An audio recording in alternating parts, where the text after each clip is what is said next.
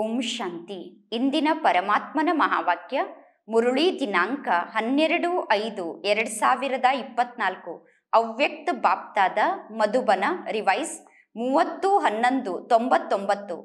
ಪಾಸ್ವಿತಾನರಾಗುವುದಕ್ಕೋಸ್ಕರ ಸರ್ವ ಖಜಾನೆಯ ಖಾತೆಯನ್ನು ಜಮಾ ಮಾಡಿಕೊಂಡು ಸಂಪನ್ನರಾಗಿ ಇಂದು ಬಾಪ್ತಾದ ಯಾವ ಸಭೆಯನ್ನು ನೋಡುತ್ತಿದ್ದಾರೆ?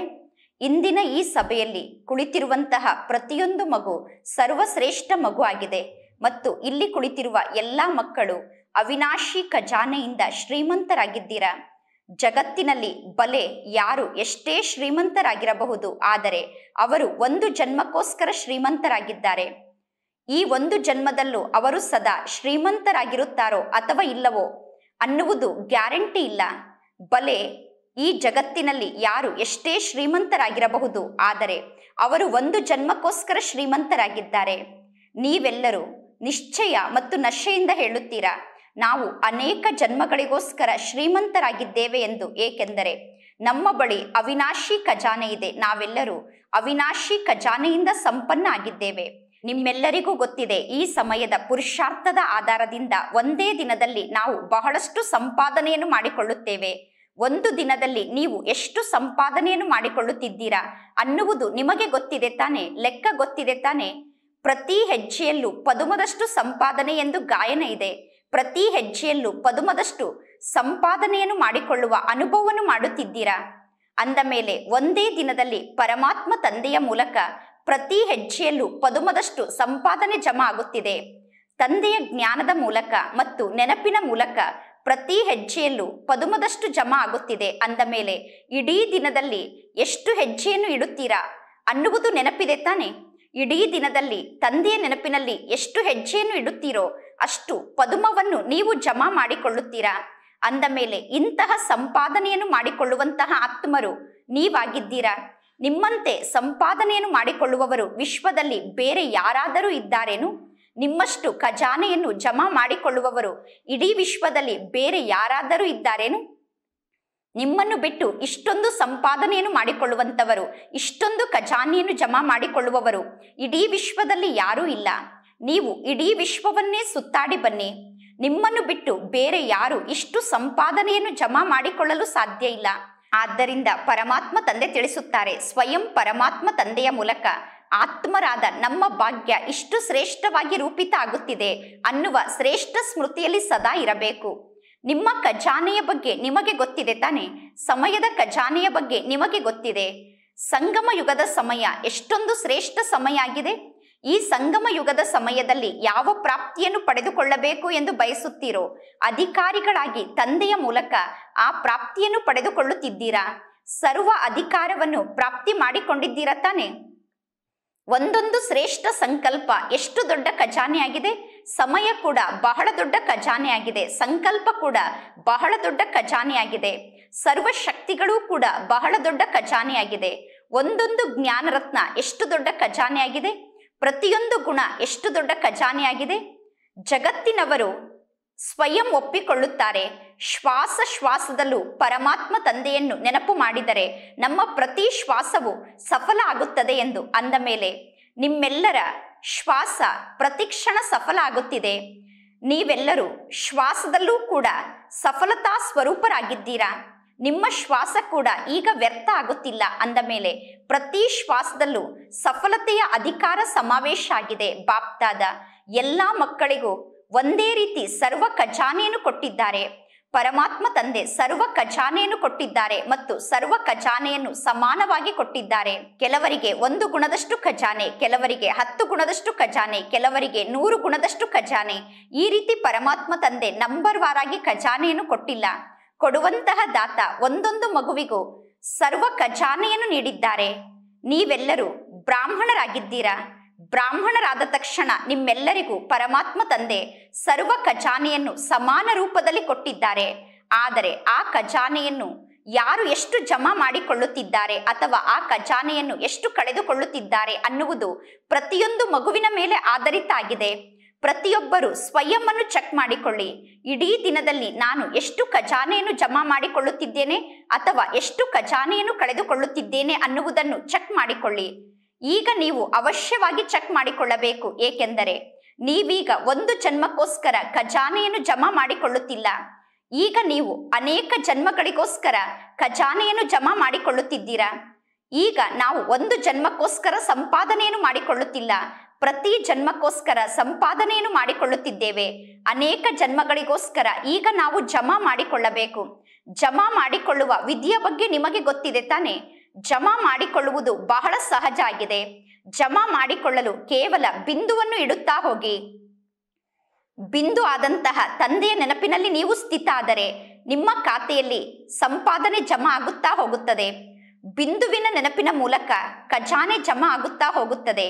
ಹೇಗೆ ಸ್ಥೂಲ ಖಜಾನೆಯಲ್ಲೂ ಕೂಡ ಒಂದರ ಪಕ್ಕದಲ್ಲಿ ಒಂದು ಸೊನ್ನೆಯನ್ನು ಬರೆದರೆ ಖಜಾನೆ ವೃದ್ಧಿ ಆಗುತ್ತಾ ಹೋಗುತ್ತದೆ. ಅದೇ ರೀತಿ ಆತ್ಮ ಕೂಡ ಬಿಂದು ಆಗಿದೆ, ಪರಮಾತ್ಮ ತಂದೆ ಕೂಡ ಬಿಂದು ಆಗಿದ್ದಾರೆ. ಮತ್ತು ನಾಟಕದಲ್ಲಿ ಏನೆಲ್ಲ ನಡೆದು ಹೋಗಿದೆಯೋ ಅದಕ್ಕೆ ಪುಲಿ ಸ್ಟಾಪ್ ಅನ್ನು ಇಡಬೇಕು, ಅಂದರೆ ಬಿಂದುವನ್ನು ಇಡಬೇಕು. ಒಂದು ವೇಳೆ ಪ್ರತಿ ಖಜಾನೆಯನ್ನು ಬಿಂದು ರೂಪದಲ್ಲಿ ನೆನಪು ಮಾಡಿಕೊಂಡರೆ ಖಜಾನೆ ಜಮಾ ಆಗುತ್ತಾ ಹೋಗುತ್ತದೆ. ಈ ಮಾತಿನ ಅನುಭವ ನಿಮಗೆ ಇದೆ ತಾನೆ? ನಿಮ್ಮೆಲ್ಲರಿಗೂ ಅನುಭವ ಇದೆ ತಾನೆ? ನೀವೆಲ್ಲರೂ ಬಿಂದುವನ್ನು ಇಡುತ್ತೀರಾ. ಬಿಂದುವನ್ನು ಇಟ್ಟ ತಕ್ಷಣ ನಿಮ್ಮ ಖಜಾನೆ ವ್ಯರ್ಥ ಆಗುವ ಬದಲು ಜಮಾ ಆಗುತ್ತದೆ. ನಿಮ್ಮೆಲ್ಲರಿಗೂ ಬಿಂದುವನ್ನು ಇಡಲು ಬರುತ್ತದೆ ತಾನೆ?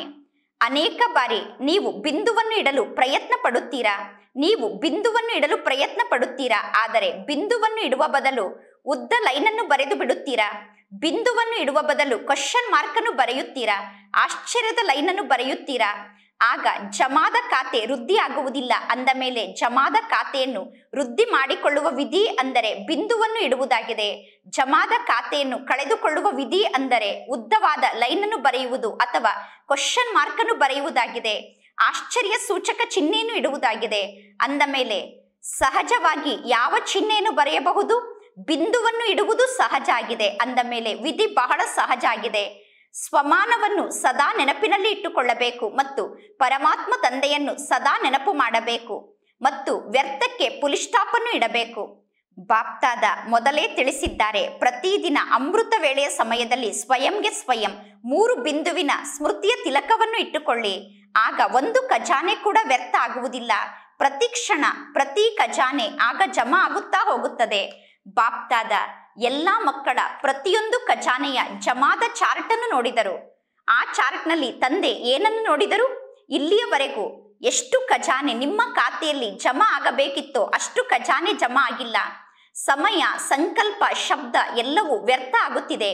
ಪುರುಷಾರ್ಥ ಮಾರ್ಗದಲ್ಲಿ ನಡೆಯುತ್ತಾ ಕೆಲವೊಮ್ಮೆ ಸಮಯದ ಮಹತ್ವವನ್ನು ಕಡಿಮೆ ಮಾಡಿಕೊಳ್ಳುತ್ತೀರಾ. ಪುರುಷಾರ್ಥ ಮಾರ್ಗದಲ್ಲಿ ನಡೆಯುತ್ತಾ ಕೆಲವೊಮ್ಮೆ ಸಮಯಕ್ಕೆ ಕಡಿಮೆ ಮಹತ್ವವನ್ನು ನೀಡುತ್ತೀರಾ. ಒಂದು ವೇಳೆ ಸದಾ ಸಮಯದ ಮಹತ್ವ ನಿಮಗೆ ನೆನಪಿನಲ್ಲಿ ಇದ್ದರೆ, ಸದಾ ಸಮಯದ ಮಹತ್ವ ನಿಮ್ಮ ಮನಸ್ಸಿನಲ್ಲಿ ಪ್ರತ್ಯಕ್ಷ ರೂಪದಲ್ಲಿ ಇದ್ದರೆ ಇನ್ನೂ ಹೆಚ್ಚು ನಿಮ್ಮ ಸಮಯ ಸಫಲ ಆಗುತ್ತದೆ. ಇಡೀ ದಿನದಲ್ಲಿ ಸಾಧಾರಣ ರೂಪದಲ್ಲಿ ನಾನು ಎಷ್ಟು ಸಮಯವನ್ನು ಕಳೆಯುತ್ತಿದ್ದೇನೆ?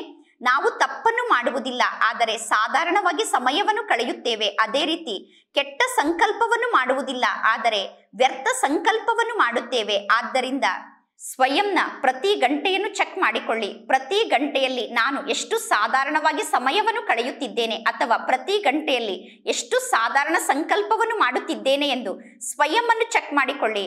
ನಾವು ಸಾಧಾರಣವಾಗಿ ಸಮಯವನ್ನು ಕಳೆಯುತ್ತಿದ್ದರೆ, ಸಾಧಾರಣ ಸಂಕಲ್ಪವನ್ನು ಮಾಡುತ್ತಿದ್ದರೆ ಆಗ ನಮ್ಮ ಖಾತೆಯಲ್ಲಿ ಖಜಾನೆ ಜಮಾ ಆಗುವುದಿಲ್ಲ. ಪುನಃ ಬಾಪ್ತಾದ ಮಕ್ಕಳಿಗೆ ಸೂಚನೆಯನ್ನು ನೀಡುತ್ತಾರೆ. ಆಗ ಮಕ್ಕಳು ಬಾಪ್ತಾದರವರಿಗೆ ಭರವಸೆಯನ್ನು ಬಹಳಷ್ಟು ನೀಡುತ್ತಾರೆ. ಬಾಬಾ, ಕೇವಲ ಇಷ್ಟೇ ಸಂಕಲ್ಪ ಮನಸ್ಸಿನಲ್ಲಿ ನಡೆಯಿತು, ಇನ್ನೇನೂ ಇಲ್ಲ.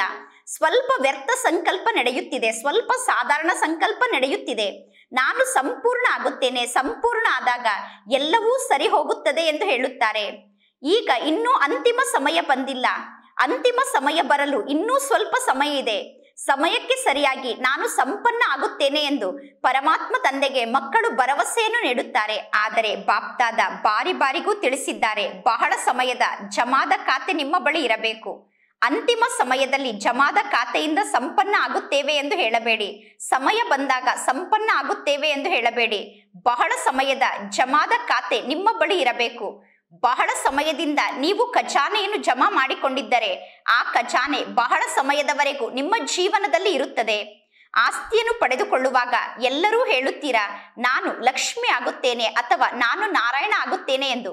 ಒಂದು ವೇಳೆ ಪರಮಾತ್ಮ ತಂದೆ ನೀವು ತ್ರೇತಾಯುಗದ ನಿವಾಸಿಗಳಾಗುತ್ತೀರಾ ಎಂದು ಕೈಯನ್ನು ಎತ್ತಿಸಿದರೆ ಯಾರೊಬ್ಬರು ಕೈಯನ್ನು ಎತ್ತುವುದಿಲ್ಲ.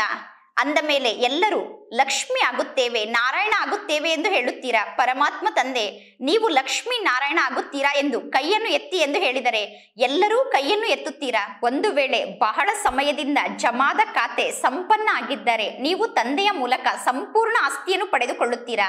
ಒಂದು ವೇಳೆ ಖಜಾನೆ ಸ್ವಲ್ಪ ಜಮಾ ಆಗಿದ್ದರೆ ನೀವು ಸಂಪೂರ್ಣ ಆಸ್ತಿಯನ್ನು ಹೇಗೆ ಪಡೆದುಕೊಳ್ಳಲು ಸಾಧ್ಯ? ಆದ್ದರಿಂದ ಸರ್ವ ಖಜಾನೆಯನ್ನು ಎಷ್ಟು ಜಮಾ ಮಾಡಿಕೊಳ್ಳಲು ಸಾಧ್ಯವೋ ಅಷ್ಟು ಈಗಲೇ ಜಮಾ ಮಾಡಿಕೊಳ್ಳಿ. ಹಾಗೇ ಆಗುತ್ತದೆ. ನಾವು ಸಂಪನ್ನ ಆಗುತ್ತೇವೆ, ನಾವು ಮಾಡಿ ತೋರಿಸುತ್ತೇವೆ ಎಂದು ಹೇಳಬೇಡಿ. ಮಾಡಲೇಬೇಕು ಅನ್ನುವುದು ದೃಢತೆಯಾಗಿದೆ.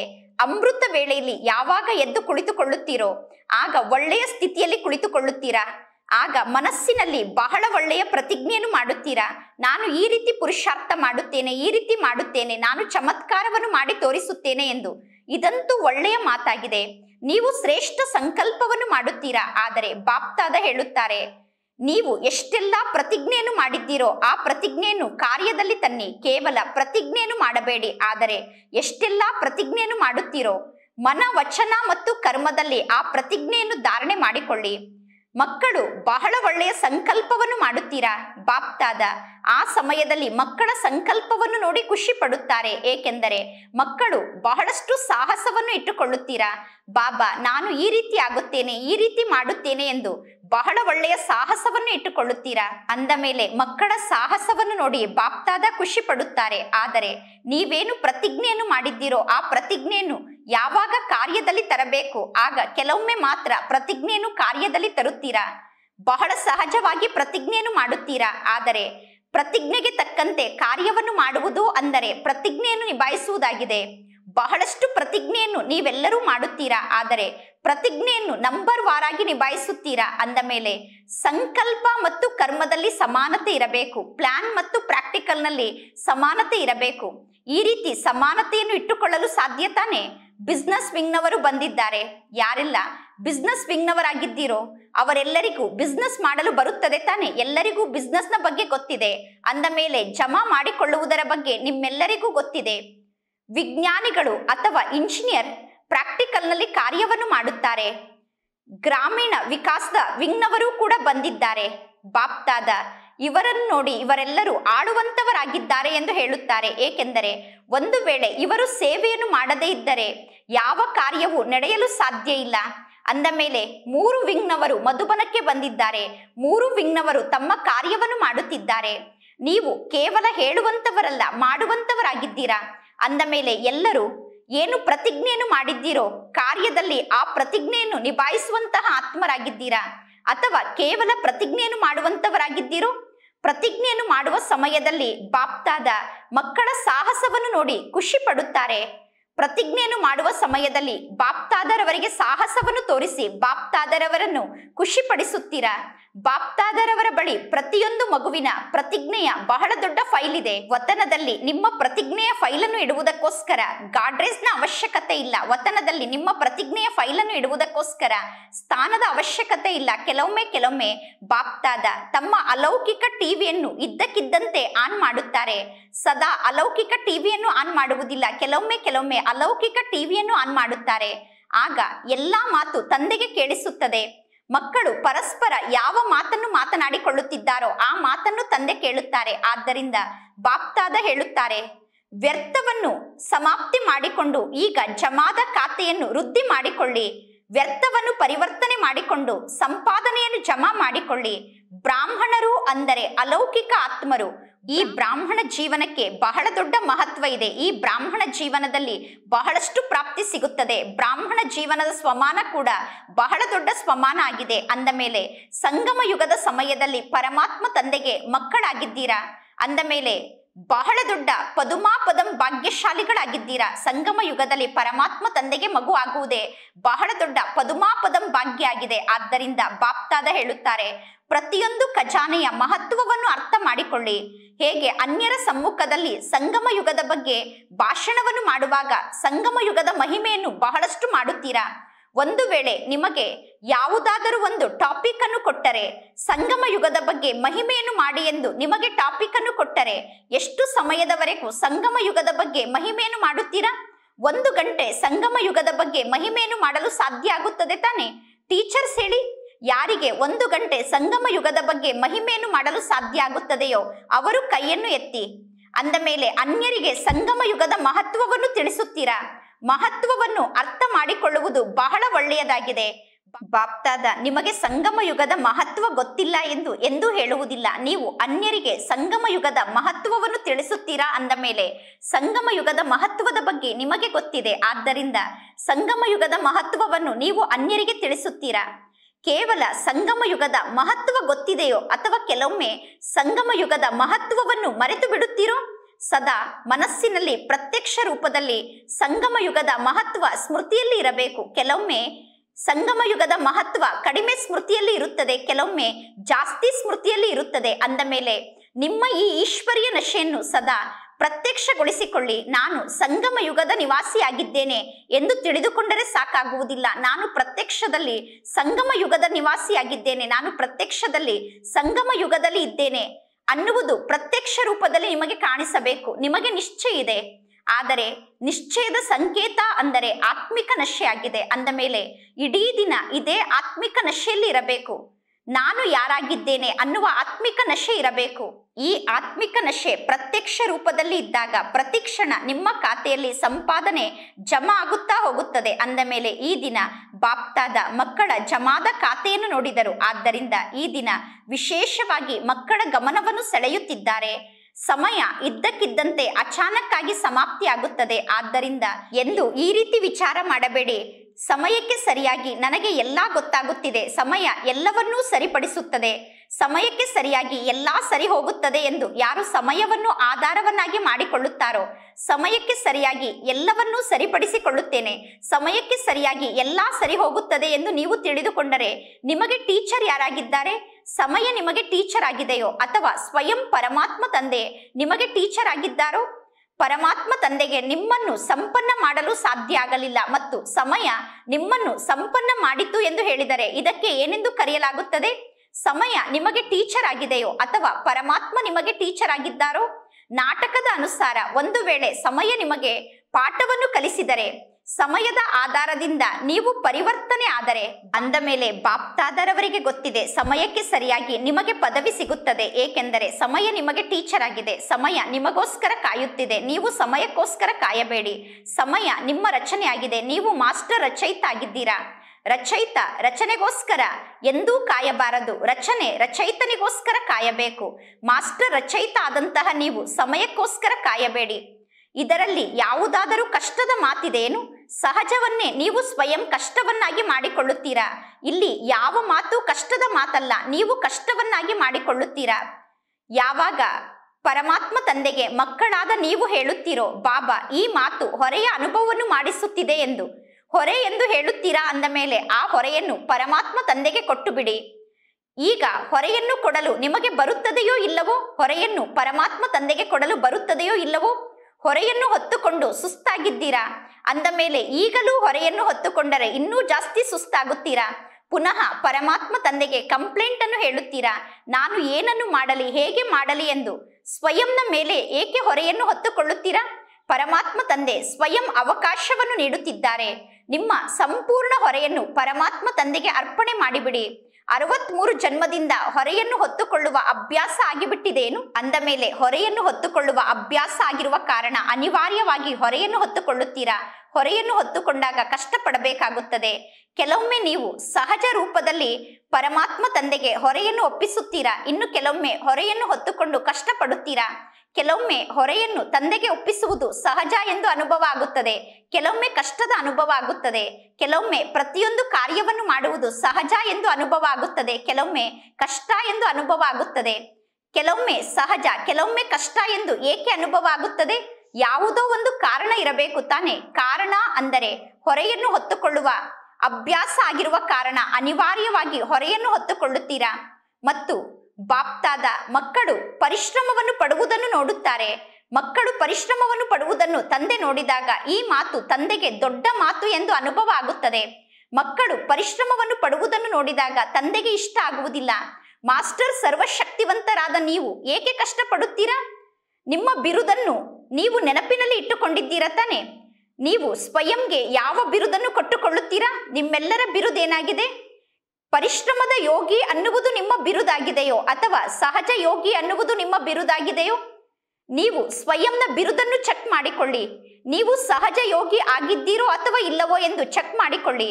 ಕೆಲವೊಮ್ಮೆ ಸಹಜ ಯೋಗಿಗಳು, ಕೆಲವೊಮ್ಮೆ ಕಷ್ಟಪಡುವ ಯೋಗಿಗಳಾಗಿ ಬಿಡುತ್ತೀರೇನು? ಮತ್ತು ಯೋಗ ಅಂದರೆ ಏನಾಗಿದೆ? ಯೋಗ ಅಂದರೆ ಕೇವಲ ತಂದೆಯನ್ನು ನೆನಪು ಮಾಡುವುದು. ಮತ್ತು ಶಕ್ತಿಶಾಲಿ ಯೋಗದಲ್ಲಿ ನೀವು ಸ್ಥಿತ ಆದಾಗ ನಿಮ್ಮ ಸಮ್ಮುಖದಲ್ಲಿ ಕಷ್ಟ ಅನ್ನುವುದು ಇರಲು ಸಾಧ್ಯ ಇಲ್ಲ. ಯೋಗ ಅಂದರೆ ಆಸಕ್ತಿಯ ಅಗ್ನಿಯಾಗಿದೆ. ಅಗ್ನಿ ಎಷ್ಟೇ ಕಠೋರವಾದ ವಸ್ತು ಆಗಿದ್ದರೂ ಕೂಡ ಆ ವಸ್ತುವನ್ನು ಪರಿವರ್ತನೆ ಮಾಡುತ್ತದೆ. ಅಗ್ನಿ ಕಬ್ಬಿಣವನ್ನು ಬಾಗಿಸುತ್ತದೆ. ಅಂದ ಮೇಲೆ ಆಸಕ್ತಿಯ ಅಗ್ನಿ ಕಷ್ಟವನ್ನು ಸಹಜ ರೂಪದಲ್ಲಿ ಪರಿವರ್ತನೆ ಮಾಡಲು ಸಾಧ್ಯ ಆಗುತ್ತದೆಯೋ ಇಲ್ಲವೋ? ನಿಮ್ಮಲ್ಲಿ ಆಸಕ್ತಿ ಅಗ್ನಿ ಇದ್ದರೆ ಕಷ್ಟ ಕೂಡ ಸಹಜ ಆಗಿ ಬಿಡುತ್ತದೆ. ಕೆಲವು ಮಕ್ಕಳು ಬಹಳ ಒಳ್ಳೆಯ ಮಾತನ್ನು ತಂದೆಯ ಸಮ್ಮುಖದಲ್ಲಿ ಹೇಳುತ್ತಾರೆ. ಬಾಬಾ, ನಾನು ಏನನ್ನು ಮಾಡಲಿ? ವಾತಾವರಣವೇ ಈ ರೀತಿ ಇತ್ತು, ನನ್ನ ಜೊತೆಗಾರರೇ ಈ ರೀತಿ ಇದ್ದಾರೆ, ಆದ್ದರಿಂದ ನಾನು ಏನನ್ನು ಮಾಡಲಿ ಎಂದು ಮಕ್ಕಳು ಹೇಳುತ್ತಾರೆ. ಹಂಸ ಮತ್ತು ಬಕಪಕ್ಷಿ ಒಟ್ಟಿಗೆ ಇದ್ದೀರಾ ಎಂದು ಹೇಳುತ್ತೀರಾ? ಹಂಸ ಮತ್ತು ಬಕಪಕ್ಷಿ ಒಟ್ಟಿಗೆ ಇರುವಾಗ ಏನನ್ನು ಮಾಡಲು ಸಾಧ್ಯ ಆಗುತ್ತದೆ? ಹಳೆಯ ಲೆಕ್ಕಾಚಾರ ಇದೆ ಎಂದು ತಂದೆಗೆ ಹೇಳುತ್ತಾರೆ. ಮಕ್ಕಳು ಬಹಳ ಒಳ್ಳೊಳ್ಳೆ ಮಾತನ್ನು ಹುಟ್ಟಿಸಿಕೊಂಡು ತಂದೆಯ ಸಮ್ಮುಖದಲ್ಲಿ ಹೇಳುತ್ತಾರೆ. ಪರಮಾತ್ಮ ತಂದೆ ಕೇಳುತ್ತಾರೆ, ಬ್ರಾಹ್ಮಣ ಆತ್ಮರಾದ ನೀವು ಯಾವ ಜವಾಬ್ದಾರಿಯನ್ನು ಹೊತ್ತುಕೊಂಡಿದ್ದೀರಾ? ಬ್ರಾಹ್ಮಣ ಆತ್ಮರಾದ ನೀವು ವಿಶ್ವವನ್ನೇ ಪರಿವರ್ತನೆ ಮಾಡುತ್ತೇವೆ ಅನ್ನುವ ಜವಾಬ್ದಾರಿಯನ್ನು ತೆಗೆದುಕೊಂಡಿದ್ದೀರಾ? ಅಂದ ಮೇಲೆ ಯಾರು ವಿಶ್ವ ಪರಿವರ್ತನೆಯನ್ನು ಮಾಡುತ್ತಾರೋ ಅವರಿಗೆ ಸ್ವಯಂನ ಕಷ್ಟವನ್ನು ಸಮಾಪ್ತಿ ಮಾಡಿಕೊಳ್ಳಲು ಸಾಧ್ಯ ಆಗುತ್ತದೆಯೋ ಅಥವಾ ಇಲ್ಲವೋ? ಅಂದ ಮೇಲೆ ಈ ದಿನ ಏನನ್ನು ಮಾಡುತ್ತೀರಾ? ಜಮಾದ ಖಾತೆಯನ್ನು ವೃದ್ಧಿ ಮಾಡಿಕೊಳ್ಳಿ. ನಾನು ಸಹಜ ಯೋಗಿ ಆಗಿದ್ದೇನೆ ಎಂದು ಹೇಳುತ್ತೀರಾ. ಅಂದ ಮೇಲೆ ಜಮಾದ ಖಾತೆಯನ್ನು ವೃದ್ಧಿ ಮಾಡಿಕೊಂಡಾಗ ಸಹಜ ಯೋಗದ ಅನುಭವವನ್ನು ಮಾಡುತ್ತೀರಾ. ಕೆಲವೊಮ್ಮೆ ಕಷ್ಟಪಡುವ ಯೋಗಿ, ಕೆಲವೊಮ್ಮೆ ಸಹಜ ಯೋಗಿ ಆದರೆ ಅದರಲ್ಲಿ ಖುಷಿ ಇರುವುದಿಲ್ಲ. ಬ್ರಾಹ್ಮಣ ಜೀವನ ಅಂದರೆ ಖುಷಿಯ ಜೀವನ ಆಗಿದೆ. ಸಂಗಮ ಯುಗ ಖುಷಿಯ ಯುಗ ಆಗಿದೆ. ಸಂಗಮ ಯುಗ ಹೊರೆಯನ್ನು ಹೊತ್ತುಕೊಳ್ಳುವ ಯುಗ ಅಲ್ಲ. ಸಂಗಮ ಯುಗ ಹೊರೆಯನ್ನು ಇಳಿಸುವಂತಹ ಯುಗ ಆಗಿದೆ. ಅಂದ ಮೇಲೆ ಚೆಕ್ ಮಾಡಿಕೊಳ್ಳಿ. ನಿಮ್ಮ ಅದೃಷ್ಟದ ಚಿತ್ರವನ್ನು ಜ್ಞಾನದ ಕನ್ನಡಿಯಲ್ಲಿ ಚೆನ್ನಾಗಿ ನೋಡಿಕೊಳ್ಳಿ. ಕನ್ನಡಿಯಂತೂ ನಿಮ್ಮ ಬಳಿ ಇದೆ ತಾನೆ? ಕನ್ನಡಿ ಇದೆಯೋ ಇಲ್ಲವೋ? ಕನ್ನಡಿ ಒಡೆದು ಹೋಗಿಲ್ಲ ತಾನೆ? ಎಲ್ಲರಿಗೂ ಕನ್ನಡಿ ಸಿಕ್ಕಿದೆ ತಾನೆ? ಮಾತೆಯರಿಗೆ ಕನ್ನಡಿ ಸಿಕ್ಕಿದೆ ತಾನೆ? ಕನ್ನಡಿ ಕಳ್ಳತನ ಅಂತೂ ಆಗಿಲ್ಲ ತಾನೆ? ಪಾಂಡವರು ಸಂಪಾಲನೆ ಮಾಡುವುದರಲ್ಲಿ ಬುದ್ಧಿವಂತರಾಗಿದ್ದೀರಾ. ಅಂದ ಮೇಲೆ ಪಾಂಡವರ ಬಳಿ ಕನ್ನಡಿ ಇದೆ ತಾನೆ? ಎಲ್ಲರೂ ಚೆನ್ನಾಗಿ ಕೈಯನ್ನು ಎತ್ತಿದರು, ಒಳ್ಳೆಯದು. ಅದೃಷ್ಟದ ಚೆಹರೆಯನ್ನು ಕನ್ನಡಿಯಲ್ಲಿ ನೋಡಿಕೊಳ್ಳಿ. ಜ್ಞಾನದ ಕನ್ನಡಿಯಲ್ಲಿ ಅದೃಷ್ಟದ ಚೆಹರೆಯನ್ನು ನೋಡಿಕೊಳ್ಳಿ ಮತ್ತು ಸದಾ ನಿಮ್ಮ ಅದೃಷ್ಟದ ಚೆಹರೆಯನ್ನು ನೋಡಿಕೊಂಡು ವಾಹ ವಾಹ ಅನ್ನುವ ಗೀತೆಯನ್ನು ಹಾಡಿ.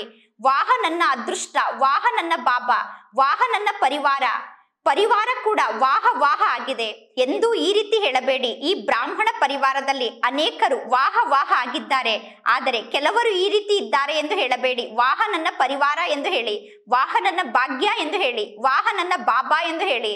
ಬ್ರಾಹ್ಮಣ ಜೀವನ ಅಂದರೆ ವಾಹ ವಾಹ ಜೀವನ ಆಗಿದೆ. ಅಯ್ಯೋ ಅಯ್ಯೋ ಅನ್ನುವ ಜೀವನ ಅಲ್ಲ.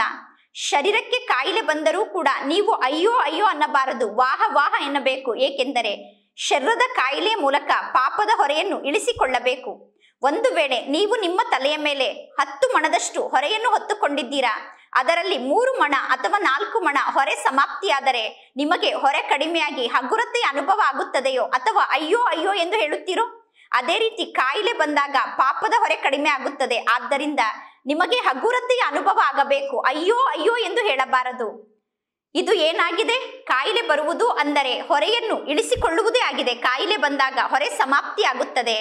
ಅಯ್ಯೋ ನನ್ನ ಪಾತ್ರವೇ ಈ ರೀತಿ ಇದೆ ಎಂದು ಹೇಳಬೇಡಿ. ಅಯ್ಯೋ ನನ್ನನ್ನು ಈ ಕಾಯಿಲೆ ಬಿಡುತ್ತಿಲ್ಲ ಎಂದು ಹೇಳುತ್ತೀರಾ, ಈ ರೀತಿ ಹೇಳಬೇಡಿ. ನೀವು ಕಾಯಿಲೆಯನ್ನು ಬಿಡಿ, ಕಾಯಿಲೆ ನಿಮ್ಮನ್ನು ಬಿಡುವುದಿಲ್ಲ, ನೀವು ಕಾಯಿಲೆಯನ್ನು ಬಿಡಬೇಕು.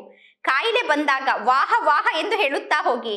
ವಾಹ ನನಗೆ ಇಂತಹ ಕಾಯಿಲೆ ಬಂದಿದೆ ಎಂದು ತಿಳಿದುಕೊಂಡು ಬಹಳಷ್ಟು ಖುಷಿಯಲ್ಲಿ ಇರಿ. ಆಗ ನೋಡಿ ಕಾಯಿಲೆ ಏನಾಗುತ್ತದೆ? ಕಾಯಿಲೆ ಕೂಡ ಸಮಾಪ್ತಿ ಆಗುತ್ತದೆ. ವಾಹ ವಾಹ ಎಂದು ಹೇಳುತ್ತಾ ಹೋಗಿ. ಹೇಗೆ ಯಾರದ್ದಾದರೂ ಮಹಿಮೆಯನ್ನು ಮಾಡುವಾಗ ಅವರ ಬಗ್ಗೆ ವಾಹ ವಾಹ ಎಂದು ಹೇಳಿ ಮಹಿಮೆಯನ್ನು ಮಾಡುತ್ತೀರಾ, ಅದೇ ರೀತಿ ಕಾಯಿಲೆ ಬಂದಾಗ ಕಾಯಿಲೆಯನ್ನು ನೋಡಿ ವಾಹ ವಾಹ ಎಂದು ಹೇಳಿ. ಅಯ್ಯೋ ಈ ಕಾಯಿಲೆ ನನಗೆ ಏಕೆ ಬಂತು, ಇದು ನನ್ನ ಲೆಕ್ಕಾಚಾರ ಎಂದು ಹೇಳಬೇಡಿ. ಪ್ರಾಪ್ತಿಯ ಸಮ್ಮುಖಕ್ಕೆ ಹೋಲಿಕೆ ಮಾಡಿದರೆ ಈ ಲೆಕ್ಕ ಏನೂ ಅಲ್ಲ. ನಮಗೆ ಸಿಗುತ್ತಿರುವ ಪ್ರಾಪ್ತಿಗೆ ಹೋಲಿಕೆ ಮಾಡಿದರೆ ಈ ಕಾಯಿಲೆ ಲೆಕ್ಕ ಏನೂ ಅಲ್ಲ. ಪ್ರಾಪ್ತಿಯನ್ನು ಸಮ್ಮುಖದಲ್ಲಿ ಇಟ್ಟುಕೊಳ್ಳಿ ಮತ್ತು ಲೆಕ್ಕಾಚಾರವನ್ನು ಸಮ್ಮುಖದಲ್ಲಿ ಇಟ್ಟುಕೊಳ್ಳಿ. ಆಗ ಏನು ಅನುಭವ ಆಗುತ್ತದೆ? ಆಗ ಕಾಯಿಲೆ ಬಹಳ ಸಣ್ಣ ವಸ್ತು ಎಂದು ಅನುಭವ ಆಗುತ್ತದೆ. ಬ್ರಾಹ್ಮಣ ಜೀವನದಲ್ಲಿ ಏನೇ ಆದರೂ ಕೂಡ ಸಕಾರಾತ್ಮಕ ರೂಪದಲ್ಲಿ ಆ ಮಾತನ್ನು ನೋಡಿ. ನಕಾರಾತ್ಮಕವನ್ನು ಸಕಾರಾತ್ಮಕದಲ್ಲಿ ಪರಿವರ್ತನೆ ಮಾಡಲು ಬರುತ್ತದೆ ತಾನೆ? ನಕಾರಾತ್ಮಕವನ್ನು ಸಕಾರಾತ್ಮಕದಲ್ಲಿ ಪರಿವರ್ತನೆ ಮಾಡುವಂತಹ ಕೋರ್ಸನ್ನು ಎಲ್ಲರಿಗೂ ಕೊಡುತ್ತೀರಾ? ನಕಾರಾತ್ಮಕವನ್ನು ಹೇಗೆ ಸಕಾರಾತ್ಮಕದಲ್ಲಿ ಪರಿವರ್ತನೆ ಮಾಡಿಕೊಳ್ಳಬೇಕು ಅನ್ನುವ ಕೋರ್ಸನ್ನು ಮಾಡಿಸುತ್ತೀರಾ? ಅಂದ ಮೇಲೆ ಆ ಸಮಯದಲ್ಲಿ ನಿಮಗೆ ನೀವೇ ಕೋರ್ಸನ್ನು ಕೊಟ್ಟುಕೊಳ್ಳಿ. ಆಗ ಕಷ್ಟ ಕೂಡ ಸಹಜ ರೂಪದಲ್ಲಿ ಪರಿವರ್ತನೆ ಆಗುತ್ತದೆ.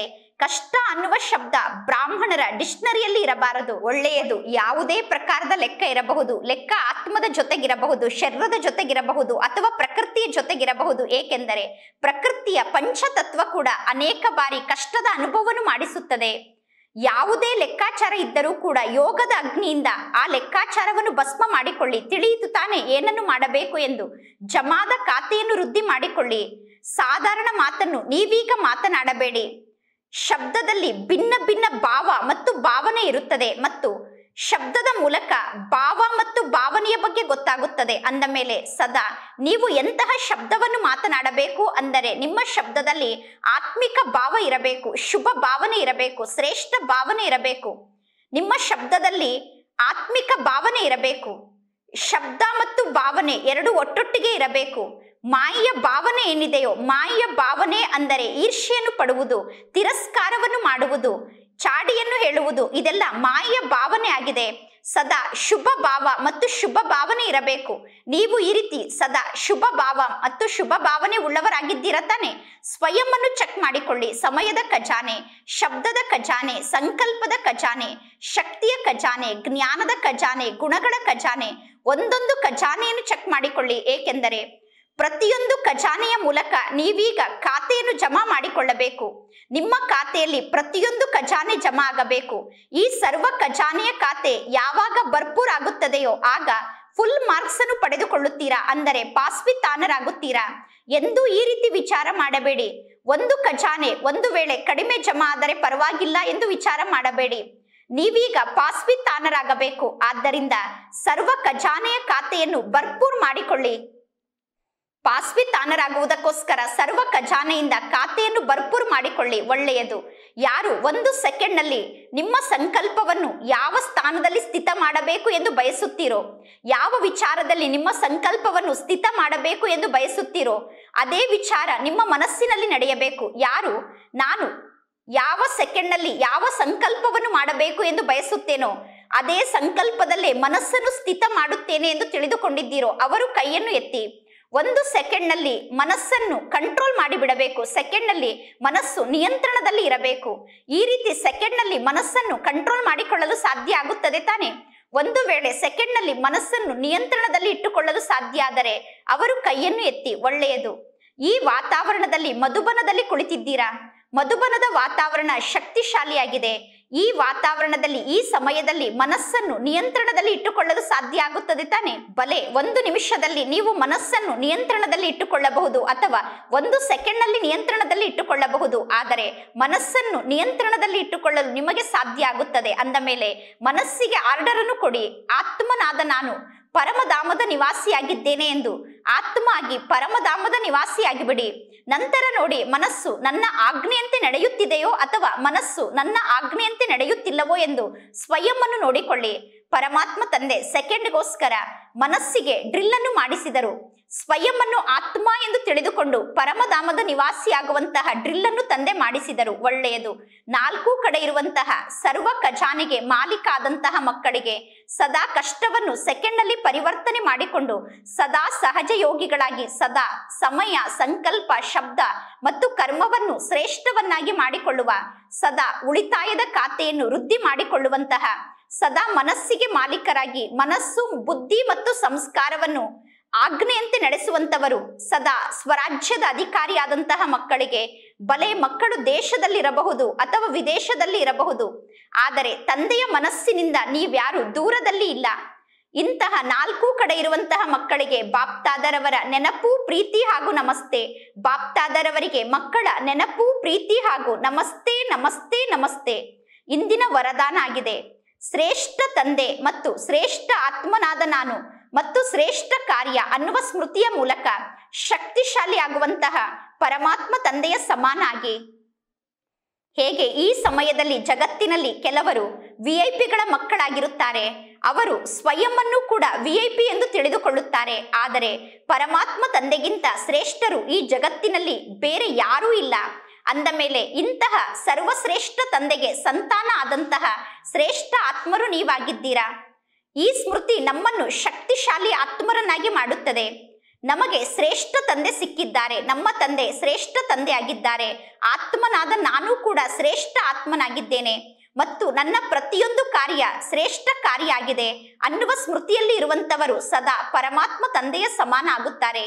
ಇಡೀ ವಿಶ್ವದ ಸಮ್ಮುಖದಲ್ಲಿ ನಿಮ್ಮಂತಹ ಶ್ರೇಷ್ಠ ಆತ್ಮರು ಯಾರು ಇಲ್ಲ. ನಿಮ್ಮನ್ನು ಬಿಟ್ಟು ಇಡೀ ವಿಶ್ವದಲ್ಲಿ ಶ್ರೇಷ್ಠ ಆತ್ಮರು ಬೇರೆ ಯಾರು ಇಲ್ಲ. ಆದ್ದರಿಂದ ನಿಮ್ಮ ಗಾಯನ ಕೂಡ ನಡೆಯುತ್ತದೆ ಮತ್ತು ನಿಮ್ಮ ಪೂಜೆ ಕೂಡ ನಡೆಯುತ್ತದೆ.